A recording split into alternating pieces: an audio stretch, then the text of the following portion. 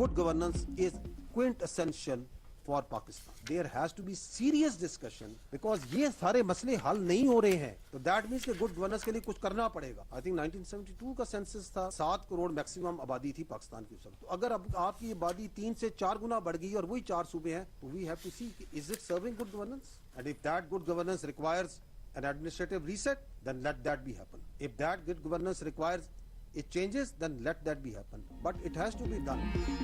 पाकिस्तान की तरक्की और सिक्योरिटी के लिए गुड गवर्नेंस बहुत जरूरी है। अगर गुड गवर्नेंस के लिए नए सूबों की जरूरत है तो सूबे बनने चाहिए, लेकिन ये सब आईनी और कानूनी तरीके से होना चाहिए। DG ISPR lieutenant general Ahmed Sharif Chaudhry की प्रेस ब्रीफिंग, कहा कि नेशनल एक्शन प्लान में सिर्फ एक नुक्ता फौजी कार्रवाई का है, बाकी सब निकात गुड गवर्नेंस पर इन्हिसार करते हैं। ये सियासतदानों ने फैसला करना है कि गवर्नेंस कैसे बेहतर करनी है। नेशनल एक्शन प्लान के 12 निकात पर अमल नहीं हो रहा तो इसका मतलब है कि गुड गवर्नेंस के लिए कुछ करना पड़ेगा। 1972 में 7 करोड़ आबादी थी, 4 सूबे थे, अब 25 करोड़ आबादी है लेकिन 4 ही सूबे हैं, तो क्या इससे गुड गवर्नेंस हो रही है? ये बहस और फैसले सियासतदानों ने करने हैं। आवाम की मर्जी के मुताबिक इसका फैसला होना चाहिए। आवाम की मर्जी सबसे पहले है। अच्छी हुक्मरानी पाकिस्तान के आवाम का हक है, उन्हें इसकी जरूरत है। पाकिस्तान का नौजवान एक पढ़ा लिखा नौजवान है। पाकिस्तान और आइन और कानून सबके लिए बराबर है। क्या हम हार्ड स्टेट हैं? नहीं, हार्ड स्टेट वो होती है जिसमें तमाम मामलात आइन और कानून के मुताबिक हों। हार्ड स्टेट का हरगिज ये मतलब नहीं कि मिलिट्री रियासत को चला रही है। हम सब की जिम्मेदारी है कि रियासत के साथ वफादार हों।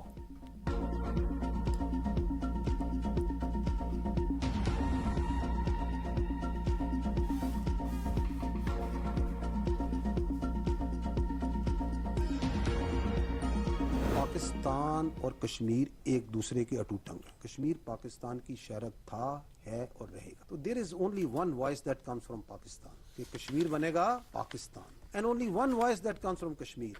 पाकिस्तान हमारा है, हम पाकिस्तानी हैं, हम पाकिस्तानी हैं, पाकिस्तान हमारा है। मैं आप सारे, रियासत माँ और बाप की जगह होती है, उसका लाडला तरीन बच्चा कश्मीर है। तुम कौन हो जो कि कहते हो ये काबज फौज है? किसका एजेंडा बोल रहे हो? हम पाकिस्तानी हैं और पाकिस्तान हमारा है, कोई इसके दरमियान नहीं है।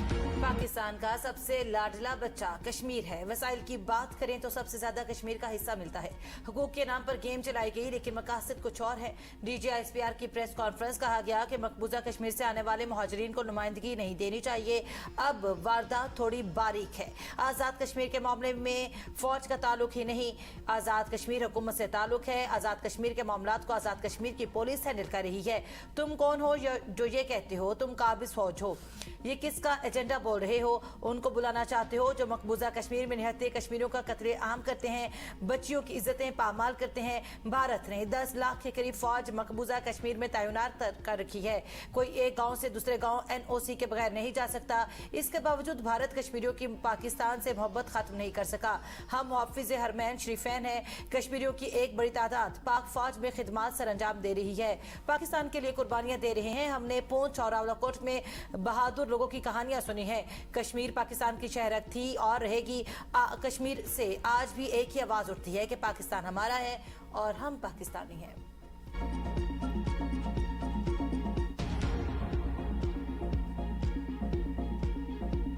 आई थिंक कि वो डेप्लोरेबल है, डिफिकल्ट टू अंडरस्टैंड है, जैसे हम कहें ना नाकाबिले फहम है। उसकी वजह यह है कि जो शहादत है ना और शहीद, वो पाकिस्तान की अफवाज की रीढ़ की हड्डी है, बैकबोन, वेरी वेरी इंपॉर्टेंट। इसके अराउंड जोन है ना पूरी हमारी फौज का फलसफा शहादत के पीछे आपकी अफवाज, आपकी आर्मी, एयरफोर्स, नेवी खड़ी है। पाक फौज के शहदा रीढ़ की हड्डी हैं। मौलाना फजल रहमान का शहदा से मुतल्लिक बयान काबिल अफसोस, नाकाबिल फहम और भारतीय बयाने से हम महंग है। डीजी ISPR ने कहा कि फौज अपनी जान से बढ़कर कौम को अहमियत देती है। ये कहना दुरुस्त नहीं कि वो सिर्फ तनख्वाह के लिए खिदमत सर अंजाम देते हैं। फौज ने कभी आवाम से लश्कर बनाने की बात नहीं की, बल्कि सिर्फ ये कहा कि दहशतगर्दों को आबादियों में पनाह न दी जाए। सियासतदान अवाम में शऊर पैदा कर दें, ना कि कन्फ्यूजन। मौलाना फजल रहमान का बयान उनकी समझ से बालादर है। शहदा से मुतल्लिक जो बात की गई इससे भारत खुश हुआ। हमने वर्दी बहन कर आज आपके कल के लिए कुर्बान करने की दियत से की है। कारगिल समेत मुख्तलिफ महाजों पर जाने कुर्बान करने वाले फौजी जवानों की कुर्बानियों को सियासी बहस का हिस्सा बनाना मुनासिब नहीं।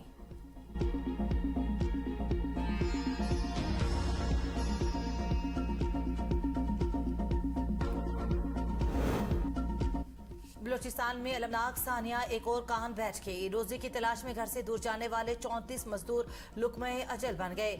8 की तलाश जारी। ज्यादातर का ताल्लुक खैबर पख्तूनख्वा से था। 11 लाशें अबाई इलाके शांगरा रवाना। कान में 42 मजदूर मौजूद थे। PDMA हुकाम का कहना है कि कान में गैस भर जाने के बायस धमाका हुआ। कान का एक हिस्सा मुनदिम होने से मुतादिद कानकुन मलबे तले दब गए। भारी मशीनरी और खुसूसी आलात की मदद से मलबा हटाने का काम जारी। वज़ीर आला बलूचिस्तान ने नोटिस लेते हुए महकमा माइंस एंड मिनरल से रिपोर्ट तलब कर ली। जहां कानकुनों के लवाहिकीन को 5-5 लाख देने का ऐलान। सदर मुमलिकत, वज़ीर आज़म, वज़ीर दाखिला और वज़राए आला समेत दीगर शख्सियात का सानहे पर गहरे दुख और अफसोस का इजहार।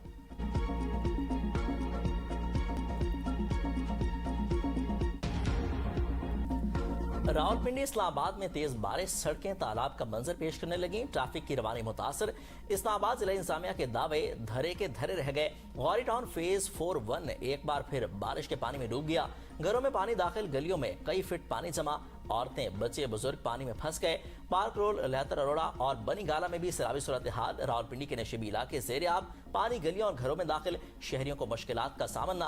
आफंदी कॉलोनी, ढोक काला खान, शकरियाल, फौजी कॉलोनी की गलियों में भी बारिशी पानी दाखिल हुआ। मिसरियार रोड पर फ्रेंड्स कॉलोनी में बच्चा नाले में डूब गया, तलाश जारी। राजा बाजार में भी पानी दुकानों और घरों में दाखिल। बारिश के पेश नजर वासा हाई अलर्ट। लियाकत बाग, कमेटी चौक अंडरपास, मरी रोड और सादकाबाद के नशीबी इलाकों में हैवी मशीनरी तैनात। नलई में पानी की सतह बुलंद, आसपास की आबादियों में पानी की जद में आने का खदशा। बाराको मरी रोड पर भी शदीद बारिश के बाद अठाल चौक और नई आबादी रोड पानी में डूब गए। पानी दुकानों और घरों में दाखिल होने से शहरियों का कीमती सामान तबाह हो गया। शहरियों का सीडी और जिला इंतजामिया से फौरी तौर पर पानी की निकासी और मुस्तकिल हल के लिए इकदाम करने का मुतालबा।